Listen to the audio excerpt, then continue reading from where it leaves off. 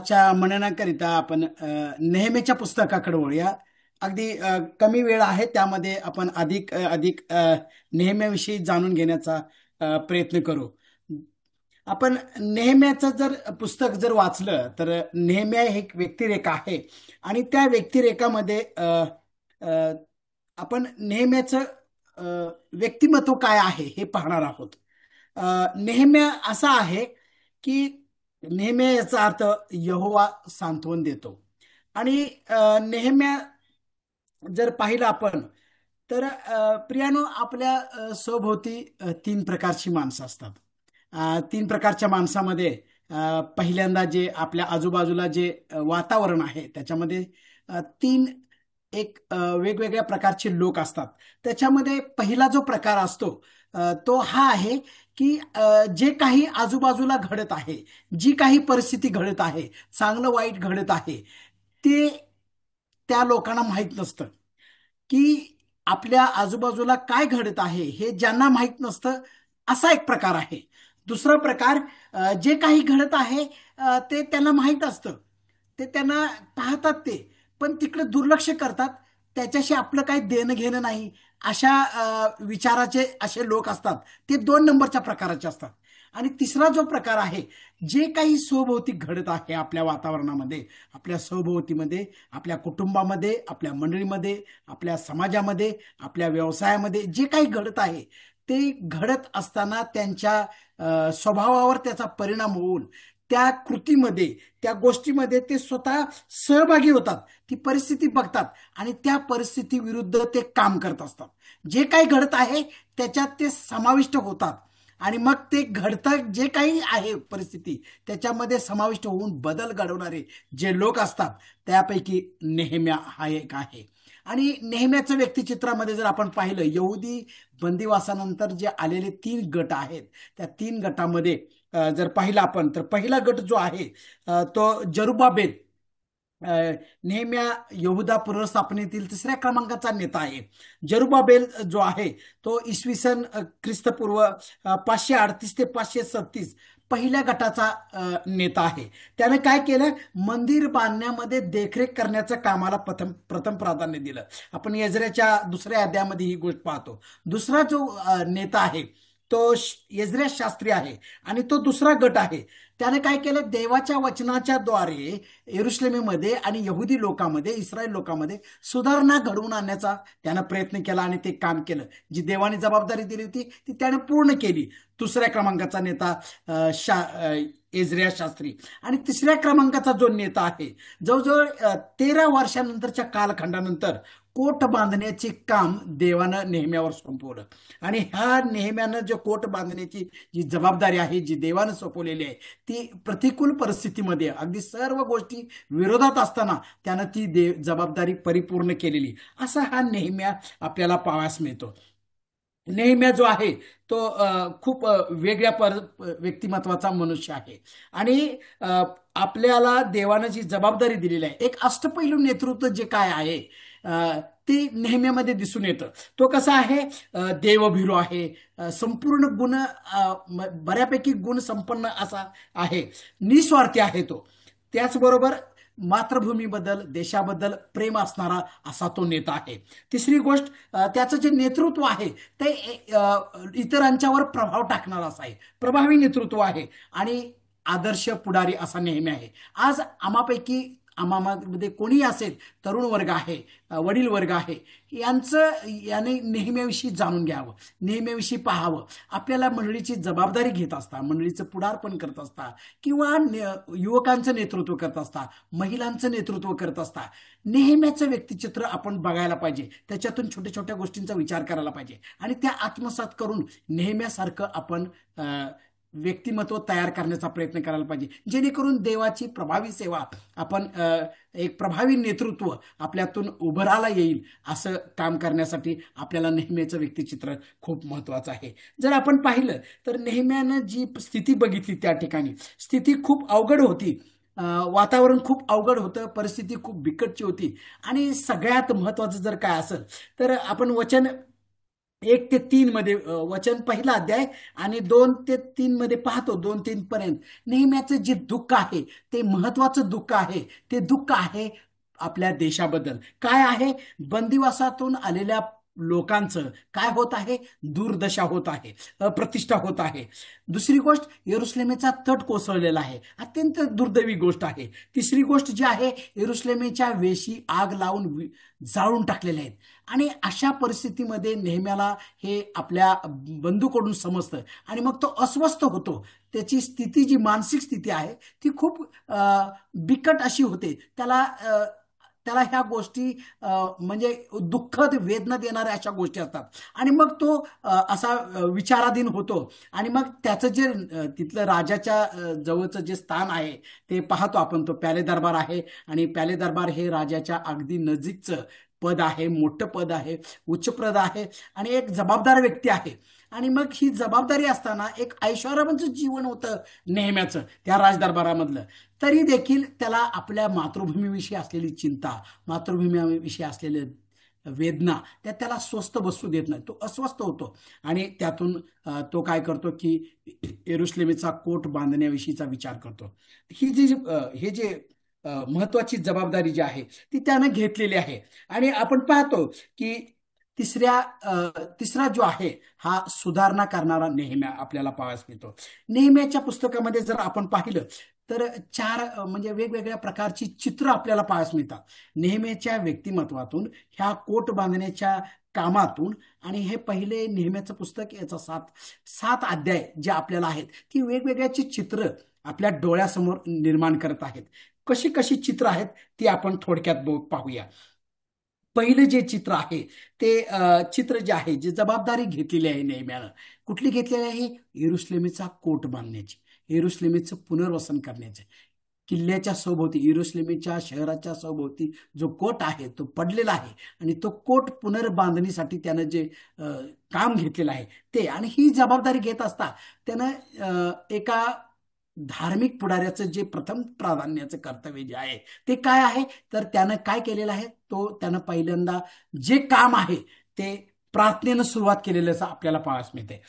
वचन जर आपण पाहिलं तर वचन पहिला अध्याय 4 ते 11 मध्ये, ज्या कामाची सुरुवात करायची आहे, जे ध्येय करायचं आहे, जी कार्यपूर्तता करायची आहे, त्या संबंधी प्रथम आपण देवाच्या चरणाजवळ बसायला हवं, देवाचं मार्गदर्शन मिळवायला हवं. देव आम्हाला ह्या कामाविषयी काय सूचना करत आहे, काय सांगत आहे, याविषयी आपण जाणून घेण्यासाठी प्रथम प्राधान्य, कुठल्याही मोठ्या कामाची पूर्तता करण्यासाठी प्रथम आपण देवाच्या चरणाजवळ बसावं, हे नेहमीच्या पहिल्या अध्यायामध्ये चौथ्या वचनापासून आपल्याला पाहायला मिळतं. आणि नेहमीने ही गोष्ट केलेली आहे, प्रथम प्राधान्य देवाला देऊन प्रार्थनेपूर्वक हे कामाला सुरुवात केलेली आहे.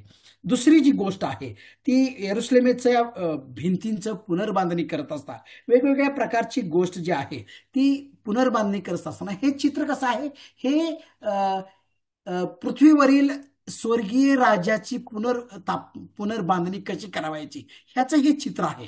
आणि मग हे चित्र करत असता आपण पाहतो की दुसरी गोष्ट जी आहे ती चांगल्या कामासाठी नेहमीनं प्रार्थनापूर्वक सुरुवात केली. आणि त्यानं जे आपलं काम आहे, पहिलं ध्येय फिक्स केलं, गोल फिक्स केलं. काय गोल आहे? तर यरुश्लेमेचा कोट बांधायचा, यरुश्लेमेच्या कोटाची संपूर्ण पुनर्बांधणी करायची. लोकांची झालेली अप्रतिष्ठा ती प्रतिष्ठित, देवाच्या समोर प्रतिष्ठित कोट बांधल्या कारणानं देवाच्या लोकांची प्रतिष्ठा वाढणार होती. ही जी पुनर्वसनेचं जे काम आहे, पुनर्स्थापनेचं जे काम आहे, ते त्यानं एक ध्येय ठरवलं. ते ध्येय ठरवलेलं आपल्याला पाहास मिळते. वचन पहिला अध्याय 3, एक तिसरा वचन आणि दुसरा अध्याय तिसरं वचन, यामध्ये आपल्याला त्याने एक गोल फिक्स केलेला आपल्याला पाहायला मिळते. चौथी जी गोष्ट आहे ती आपल्याला पाहायला मिळते की यरुश्लेमीच्या भिंती पडलेल्या आहेत. काय पडलेल्या आहेत हे काय दर्शवत आहे? यरुश्लेमीच्या भिंती जे पडलेल्या आहेत ते देवाच्या राज्याचं जे संरक्षण आहे, देवाच्या राज्याचं जे बचावात्मक जी गोष्ट आहे, जी भिंत आहे, त्या कोसळलेल्या आहेत. देवाच्या राज्याच्या भिंती सामर्थ्य जे आहे ते कमकुवत झालेलंच दर्शवत आहे. आणि हे देवाच्या राज्याच्या कुमकुवत झालेल्या ज्या सामर्थ्य आहे ते पुनर्बांधणीचं काम भिंतीच्या स्वरूपात नेहमीने केलेलं, ते हातात काम केलेलं आपल्याला पाहायला मिळत आहे. ध्येय पहिल्यांदा ठरवलं. दुसरी गोष्ट, त्यानं काय केलंय, जे काम घेतलेलं आहे हातामध्ये, जे काम करावायचं आहे त्याच्यामध्ये त्या गोष्टीविषयी त्यानं आढावा घेतला. आढावा म्हणजे काय घेतला, जे काम करायचं आहे त्याच्यामध्ये वेगवेगळ्या प्रकारच्या सरकारी परवाने घ्यायचे आहेत. वेगवेगळ्या प्रकारचे परवाने स्थानिक राज्याकडून परवानगी घ्यायची आहे. आपण ज्या मार्गावरून जात आहे त्या मार्गावरच्या त्यानं परवानग्या घेतल्या. जे सामान पाहिजे आहे ते सामान मिळवण्यासाठी वेगवेगळ्या राज्यांच्या परवानग्या घेतलेल्या आपल्याला ह्या पहिल्या दुसऱ्या अध्यायामध्ये आपल्याला पाहायला मिळत आहे. आणि विविध प्रकारच्या त्यानं सरकारी परवानग्या घेतल्या. दुसरी गोष्ट काय केली त्यानं, तिथं आपल्याला स्थानिक पातळीवर आणि वेगवेगळ्या पातळीवर होणारा विरोध कसा असेल याचं मंथन केलेलं आपल्याला पाहायला मिळतंय. स्थानिक पातळीवर, व्यावसायिक पातळीवर, सरकारी पातळीवर आणि धार्मिक पातळीवर विरोध कसा असेल, त्या विरोधाला आपण कशा प्रकारे तोंड द्यायला पाहिजे त्यातले बारकावे त्यांना पाहिलेले आपल्याला पाहायला मिळतात. नैसर्गिक आणि कृत्रिम ज्या अडचणी निर्माण होतील त्या अडचणी आपण कशा प्रकारे निर्मूलन करू शकतो याचं त्यानं नियोजन केलेलं आपल्याला पाहायला मिळतं. त्यानं आढावा घेतलेला, जे ध्येय करायचं, जे सेवा दिलेली आहे देवानं, जे काम दिलेलं आहे देवानं, त्या कामामधील समस्या कोणत्या आहेत, जगिक समस्या कोणत्या आहेत त्याचा त्यानं मनन केलेलं आपल्याला पाहायला मिळते. तिसरी गोष्ट जी आहे, जे काम घेतलेलं आहे त्या कामाचं त्यानं काय केलेलं आहे, नियोजन केलेलं आहे, प्लॅनिंग केलेलं आहे. काय काम जे आहे ते कशा प्रकारे करायचं, त्याला म्हणजे त्याचं काय म्हणतात, बिल्डिंग कशी करायची, त्याचं बिल्डअप कसं करायचं याविषयी त्यानं विचार केलेला आपल्याला पाहायला मिळतंय. मग त्यासाठी कार्यपूर्ततेसाठी असणाऱ्या सर्व गोष्टी, परवानग्या, लागणारं लाकूड, लागणारं सामान, लागणारं मनुष्यबळ, वेगवेगळ्या स्वरूपाच्या ज्या गोष्टी आहेत त्या कशा आपल्याला प्राप्त होतील याचं चित्र आपल्याला दुसरा अध्याय आणि 7 ते 8 मध्ये पाहायला मिळतंय. कामाविषयी करायचं प्लॅनिंग हे आपल्याला पाहायला मिळते. नंतर पुढची जी गोष्ट आहे ते कार्यपूर्तता करत असताना आपण कामाचं जे हातामध्ये काम घेतलेलं आहे, जी सेवा घेतलेली आहे ते करत असताना आपण व्यक्तिगत आपला सहभाग असून देखील इतर लोकांना, इतर बंधुजनांना, इतर सहकार्यांना आपण त्या कामामध्ये कशा प्रकारे समाविष्ट करायचं याचं प्लॅनिंग केलेलं आपल्याला पाहायला मिळते. दुसरा अध्याय 16 ते 18 मध्ये ह्या गोष्टी पाहायच्या. वेळेअभावी आपण वचन वाचणार नाही, पण मी तुम्हाला त्याचे संदर्भ देऊ इच्छितो. त्यांनी काय केलेलं आहे की काम करण्यासाठी इतर लोकांना प्रोत्साहन दिलेलं आहे. प्रोत्साहन देत असता लोक घाबरलेले आहेत स्थितीमध्ये, लोक भिलेले आहेत. लोकांची आर्थिक आणि व्यावहारिक परिस्थिती इतकी मजबूत नाही आहे की एखादं बांधकाम अगदी हातात घेऊन ते परिपूर्ण करावं, कारण लोकांची गरिबीची परिस्थिती आहे. तरी देखील नेहमीनं काय केलेलं आहे, त्यांना प्रोत्साहन केलेलं आहे, त्यांना कामाच्या प्रवाहामध्ये सहभागी केलेलं आपल्याला पाहायला मिळत आहे. दुसरी जी गोष्ट आहे, पुढची जी गोष्ट आहे, त्यानं काय केलेलं आहे, जे काम घेतलेलं आहे, जे कार्य घेतलेलं आहे ते त्याची स्वतः पाहणी केलेली, रात्रीच्या वेळी शहराची तो देखभाल करत आहे, आपल्याला पाहायला मिळते, देखरेख करत आहे. रात्रीच्या वेळी तो एकटा गेलेला आपल्याला पाहायला मिळते. वचन दुसरा अध्याय 11 ते 16 मध्ये आपल्याला हे पाहायला मिळते. तो रात्रीच्या वेळी सर्व कोट फिरून सत्य परिस्थिती नजरेच्या समोर आपण स्वतः अनुभव घेत आहे आणि सर्वेक्षण करत आहे. जे काम करायचं त्याच्या बाबतीत सर्वेक्षण करून तो काम कशा प्रकारे करता येईल याचं तो पाहणी करत आहे आणि तो एकटा करत आहे. प्रियानो, यातून ही एक जे काम करायचं आहे, जी सेवा आहे, जी भरीव काम करायचं आहे त्याच्यामध्ये गोपनीयता राखणं हे खूप महत्वाचं आहे. याचं कारण असं की जर आपण त्याच्याविषयी जर गोपनीयता नाही राखली तर ते त्याच्याविषयी जे असणारे विरोध ते अगदी प्रखराने जाणवं. शत्रूला अगोदरच आपल्या कामाची कल्पना होऊन ते काम कदाचित अडचणीचं होईल किंवा त्या कामामध्ये व्यत्यय येण्याची शक्यता असते. म्हणून त्याने काय केलंय, स्वतः रात्रीचा फिरून सर्वेक्षण केलेलं. हे एक उत्कृष्ट नेत्याचं काय आहे, हे गुणलक्षण आहे. आपल्याला ते पाहायला मिळते. कार्यपूर्तता करण्यासाठी गोपनीयता ठेवल्याचं चित्र आपल्याला त्या ठिकाणी पाहायला मिळते.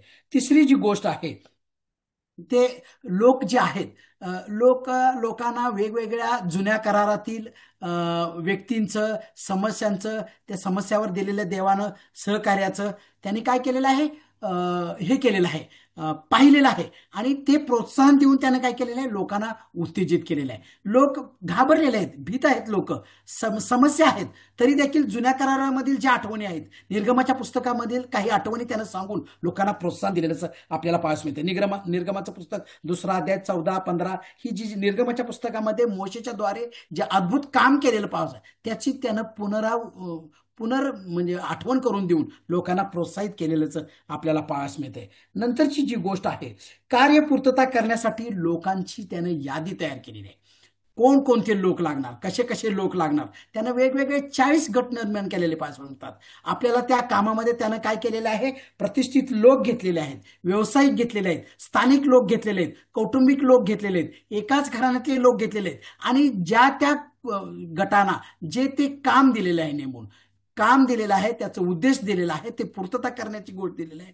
आणि विशेष प्रकारे ज्याच्या घरासमोर तो कोट आहे, त्याच्या घरासमोरच ते बांधकाम त्याला दिलेलं आहे. याच्यातून ही गोष्ट लक्षात येते की त्याचं संघटनात्मक कौशल्य जे काय आहे, त्याची जी ती गोष्ट कशी आहे, ती त्याला पाहावयास मिळते. आणि त्यानं ते घेतलेले आपल्याला पाहावयास मिळते. लोकांची यादी तयार करून प्लॅनिंग केलेलं. अध्याय 3 मध्ये पाहावयास मिळते की उत्तम संघटना कौशल्य काय आहे, हे नेहमीच्या द्वारे आपल्याला पाहावयास मिळते. तिसरी जी पुढची गोष्ट जी आहे, ती कार्यपूर्तता करत असता स्वतः जातीनं कामावर दररोज निरीक्षण केलेलं आहे, स्वतः जाऊन काम पाहिलेलं आहे, कशा प्रकारे काम होत आहे, कामाचं मूल्यमापन, सेवेचं मूल्यमापन, काम देवाच्या इच्छेनुसार होत आहे का, काम योग्य प्रकारे होत आहे का, हे त्यानं पाहिलेलं आहे. ते त्याच्यातून एक चित्र स्पष्ट येते. दररोजचा लेखाजोखा घेतलेला आपल्याला पाहायला मिळते. आणि हे अशा समस्यामधून जात असताना त्यानं ते कोट बांधलेलं आपल्याला पाहायला मिळते. प्रियानो, अत्यंत गोंधळलेल्या स्थितीत, अत्यंत वेगवेगळ्या समस्या असताना त्यानं ध्यानानं तोंड दिलेलं आहे. सर्व बाजूनी विचार केलेला आहे, व्यक्तिगत स्वरूपात विचार केलेला आहे, वेगवेगळ्या स्वरूपाचा विचार करून त्यानं कामात लवचिकता केलेली आहे. काम बंद केलेलं आहे, गरज असेल त्यावेळी चालू केलेलं आहे, गरज असेल त्यावेळी बंद केलेलं आहे. कामात त्यानं लवचिकता निर्माण केलेली आपल्याला पाहायला मिळते. दुसरी गोष्ट, जे आपल्याला विरोध करणारे आहेत, ते विरोध करत असता शत्रूंनी विरोध केलेला आहे. इकडे काम पण चालू आणि इकडे संरक्षण पण, एका हातात तलवार, एका हातात बांधकाम करण्याचं साहित्य, अशी म्हणजे नवीन संरक्षण व्यवस्था त्यानं प्रस्थापित केलेली आपल्याला पाहायला मिळते.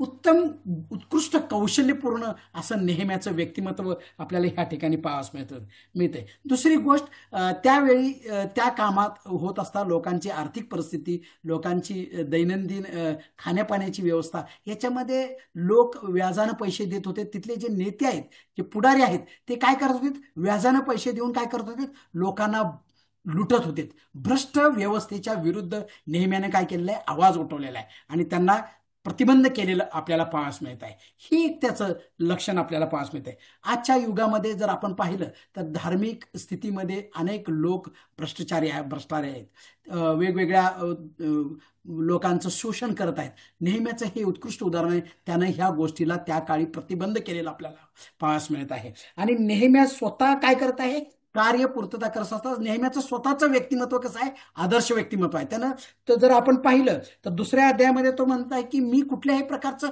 स्वतःचं व्यक्तिचारित्र म्हणजे व्यवस्थित आहे, निस्वार्थी आहे, कसलाही अभिलाषा नाही, असं त्याचं ते व्यक्तिमत्व आहे. आणि सगळ्यात महत्वाची गोष्ट, त्यानं हे काम करत असता स्वतःच्या पदाचा त्याग केलेला आपल्याला पाहायला मिळत आहे. स्वतःच्या पदाचा, व्यावसायिक पदाचा त्याग करून सामान्य पातळीवर येऊन आपल्या लोकात समाविष्ट होऊन ह्यानं हे काम केलेलं आपल्याला पाहायला मिळत आहे. इतकं असं सुंदर वेगवेगळे चित्र ह्यानं आपल्याला निर्माण केलेले आपल्याला पाहायला मिळतात. प्रियानो, शेवटची 5 मिनिटं आपण लक्षात घेत असता आपण पाहतो की जर पवित्र शास्त्रामध्ये ख्रिस्ताला एक तारक म्हणून घोषित केलेला आहे, तारक, जगाचा तारक म्हणून सादर केलेला आहे. जर आपण पाहिलं तर उत्पत्तीच्या पुस्तकामध्ये उत्पन्नकर्ता म्हणून पाहावयास मिळते. ख्रिस्ताला जगाचा तारक सिद्ध करत असता उत्पन्नकर्ता म्हणून उत्पत्तीच्या पुस्तकामध्ये पाहावयास मिळते. निर्गमाच्या पुस्तकामध्ये वल्हांडणाचा कोकरा म्हणून पाहावयास मिळते. लेवीच्या पुस्तकामध्ये आमचं पाप अर्पण